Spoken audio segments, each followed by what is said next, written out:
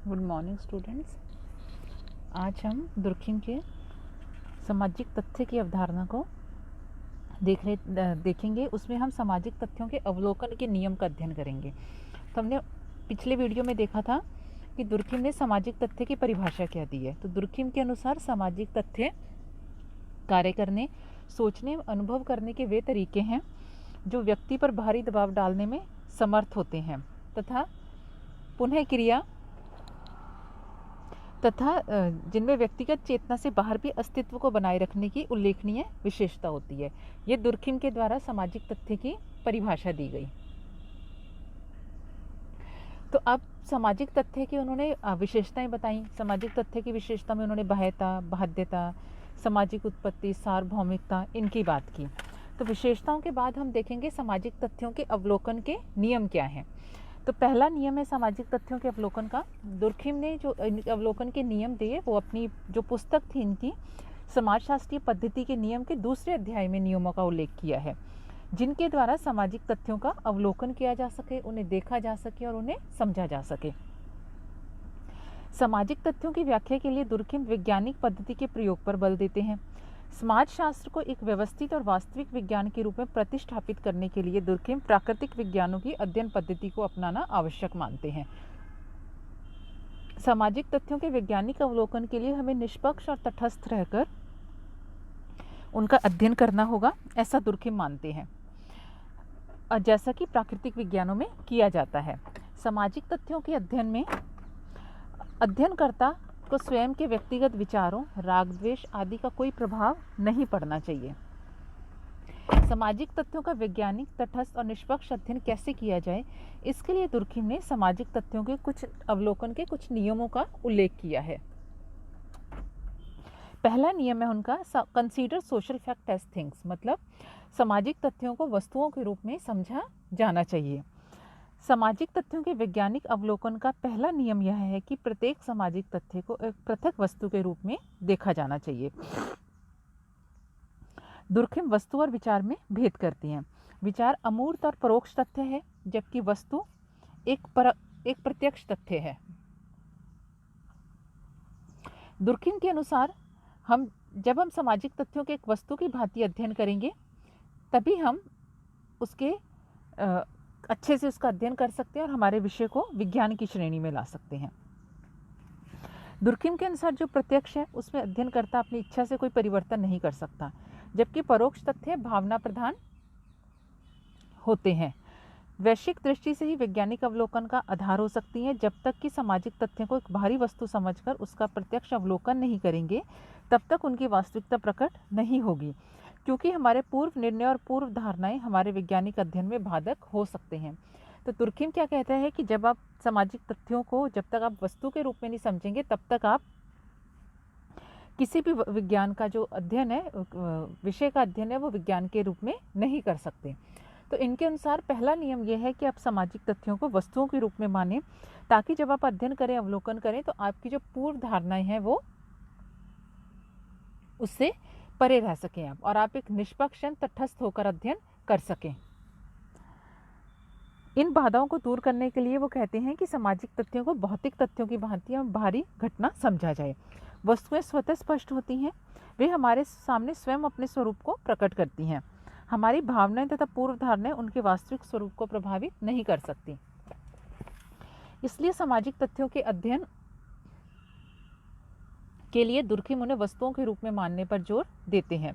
वस्तु को परिभाषित करते हुए दुर्खिम लिखते हैं, वह सब जो स्वतः स्पष्ट है, वह सब जो देखा जा सकता है, एक वस्तु की विशेषता है। वस्तु एक वैश्विक तथ्य है जो और सामाजिक घटनाएं वस्तुएं हैं। सामाजिक घटनाओं को वस्तुओं के रूप में तभी समझा जा सकता है जब हम उन्हें मनोवैज्ञानिक तथ्यों से पृथक समझें।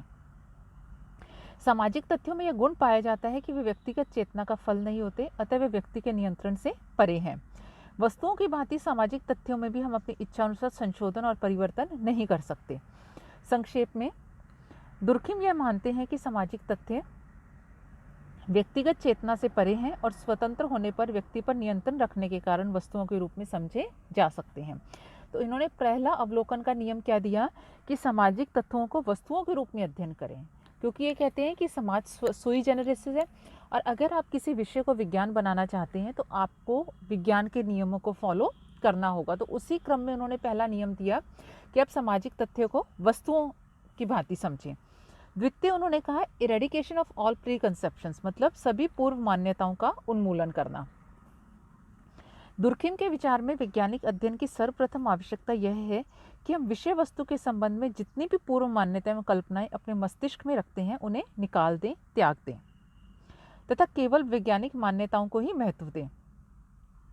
एक समाजशास्त्री को अध्ययन के दौरान उन विचारों से मुक्त होना चाहिए जो एक साधारण व्यक्ति के मस्तिष्क पर छाए रहते हैं तथा समाज का सदस्य होने के नाते उसकी मानसिक संरचना के रूप में विद्यमान रहते हैं। वैज्ञानिक अवलोकन में भावात्मक लगाव एक बाधा है।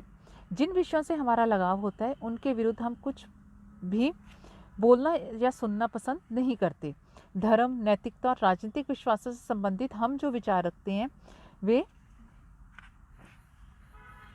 हमारे तटस्थ अध्ययन में बाधक होते हैं। दुर्खिम कहते हैं कि यह भावात्मक प्रकृति तथ्यों को समझने तथा उनकी व्याख्या करने में हमारी पद्धति को दूषित कर देती है। उनके विचार से जितना अधिक हम सामाजिक तथ्यों के अवलोकन में पूर्व धारणा और भावनाओं से मुक्त होते जाते हैं, हमारे अध्ययन में उतनी ही वैज्ञानिकता आती जाती है। यही कारण है कि दुर्खिम सामाजिक तथ्यों के अवलोकन में पूर्व धारणाओं के उन्मूलन पर जोर देते हैं। तृतीय उन्होंने कहा विषय वस्तु की परिभाषा। वैज्ञानिक और तटस्थ अध्ययन के लिए केवल वो कहते हैं कि पूर्व धारणाओं का उन्मूलन ही आवश्यक नहीं है, वरन समाजशास्त्री को अपनी विषय वस्तु की भी एक स्पष्ट व्याख्या करनी चाहिए।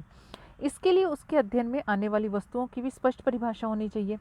दुर्खिम के अनुसार अतः समाजशास्त्री का प्रथम कार्य उन वस्तुओं की परिभाषा करना होना चाहिए जिनका वह अध्ययन करता है, ताकि उसकी विषय सामग्री का पता लग जाए। यह समस्त प्रमाणों तथा पुनः परीक्षाओं की सर्वप्रथम तथा सर्वाधिक अपरिहार्य दशा है। नेक्स्ट वो कहते हैं अवलोकन का नियम कि सामाजिक तथ्यों को व्यक्तिक तथ्यों तथा सामाजिक तथ्यों की पृथकता। सामाजिक तथ्यों के वैज्ञानिक अवलोकन के लिए व्यक्तिगत और सामाजिक तथ्यों को पृथक किया जाना चाहिए। दुर्खिम के अनुसार जब समाजशास्त्री किसी प्रकार के सामाजिक तथ्यों का अध्ययन करता है तो उसे उनके पक्ष पर ध्यान देने का प्रयत्न करना चाहिए जो उनकी व्यक्तिगत अभिव्यक्तियों से स्वतंत्र हैं। सामाजिक तथ्यों के अध्ययन में व्यक्ति को अपनी व्यक्तिगत भावनाओं, धाराओं, उद्वेगों को स्थान देना चाहिए, वरन वस्तुएं जिस रूप में समाज में विद्यमान है उनका उसी रूप में अध्ययन करना चाहिए। तो इनके जो अवलोकन के नियम दुर्खिम ने क्या दिए? पहला, सामाजिक तत्वों को वस्तुओं के रूप में माने। दूसरा, आप सभी पूर्व धारणाओं का उन्मूलन करें। तीसरा, आपका सब्जेक्ट मैटर की विषय वस्तु की परिभाषा। और चौथा, उन्होंने कहा कि separation of individual and social facts, मतलब आप व्यक्तिगत तथ्यों तथा सामाजिक तथ्यों की पृथकता करें। वो कहते हैं कि आपको इन नियम तथ्यों के अध्ययन के दौरान आपको इन अवलोकन के इन नियमों का अनुसरण करना चाहिए। आगे वो सामाजिक तथ्यों के प्रकार की बात करते हैं। दुर्खिम ने अपनी पुस्तक के तीसरे अध्याय में सामाजिक तथ्यों को दो भागों में बांटा, सामान्य तथ्य तथा व्याधिकीय तथ्य। इन दोनों में भेद करने के नियमों का भी उन्होंने उल्लेख किया। सामान्य सामाजिक तथ्य। अब सामान्य सामाजिक तथ्य वो किसे कहते हैं? सामान्य सामाजिक तथ्य वे हैं जो समाज के स्वीकृत प्रतिमानों के अनुरूप होते हैं तथा सामाजिक जीवन के स्वास्थ्य में वृद्धि करते हैं। इससे शरीर के उदाहरण के द्वारा भी हम समझ सकते हैं। जब शरीर सामान्य स्थिति में होता है तो वह मौसम से अनुकूलन कर लेता है और स्वस्थ बना रहता है, परंतु जब हमारे शरीर में कोई रुग्णता या कोई बीमारी होती है तो ऐसे में जो हमारी जो व्यवस्था है शरीर की वो भी गड़बड़ा जाती है। और इसी तरह हम समाज में सामाजिक तथ्यों को देखें तो जब तक सामान्य रूप से समाज की व्यवस्था चलती रहती है तो वो सामान्य सामाजिक तथ्य हैं। इस व्यवस्था में व्याधिकीय तथ्य न्यून मात्रा में होते हैं कि हमें जानते हैं कि हमारी बॉडी में कुछ ना कुछ बैक्टीरिया या वायरस पाए जाते हैं। उसी तरह वो दुर्खिम कहते हैं कि जैसे शरीर व्यवस्था में वो जो आपके रुग्ण है वो उसकी व्यवस्था को चलाते रहते हैं थोड़ी बहुत मात्रा में, उसी तरह वो कहते हैं कि सामान्य सामाजिक जो व्यवस्था है सामान्य सामाजिक तथ्यों में थोड़ी बहुत रुग्णता या थोड़ी बहुत न्यून मात्रा में आपके जो व्याधिकीय तथ्य है वो पाए जाते हैं। इस प्रकार वो कहते हैं कि सामान्य सामाजिक तथ्य वे जो समाज की यथास्थिति को बनाए रखते हैं। इसमें व्याधिकीय तत्व इतने नहीं होते कि समाज की व्यवस्था या कानून को गड़बड़ा सके। दूसरी तरफ वो जब व्याधिकीय तथ्यों की बात करते हैं तो वो कहते हैं वे तथ्य जो समाज के स्वीकृत प्रतिमानों के विपरीत होते हैं ये समाज में रुग्णता पैदा करते हैं तथा समाज के स्वास्थ्य के लिए हानिकारक होते हैं। जैसे अपराध, बाल अपराध, डकैती, वेश्यावृत्ति, आत्महत्या आदि समाज के लिए व्याधिकीय तथ्य हैं। जब समाज के व्याधिकीय तथ्य अधिक बढ़ जाते हैं तो समाज का सामान्य जीवन ठप हो जाता है। दुर्खिम कहते हैं कि समाजशास्त्र की विषय वस्तु की परिभाषा करने के लिए इन दोनों ही प्रकार के तथ्यों को सम्मिलित किया जाना चाहिए। तो दुर्खिम ने 2 तथ्य कौन कौन से बताए आपके? सामान्य सामाजिक तथ्य और व्याधिकीय सामाजिक तथ्य। सामान्य सामाजिक तथ्य वो कहते वे हैं जो समाज की व्यवस्था को बनाए रखते हैं, उसकी कानून उनसे उसकी कानून या व्यवस्था में किसी प्रकार की कोई भी गड़बड़ नहीं होती। जबकि व्याधिकीय तथ्य वो कहते वे हैं जो कि समाज में रुग्णता पैदा करते हैं, जो समाज के लिए हानिकारक होते हैं।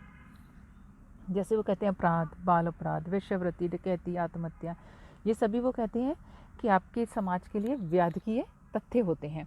इनसे समाज की जो आपकी व्यवस्था है इसके सुचारू संचालन में बाधाएं या रुकावट पैदा होती है। तो ये उन्होंने आपके तथ्यों की बात की। अब हम नेक्स्ट वीडियो में इसके आगे की बात करेंगे। धन्यवाद।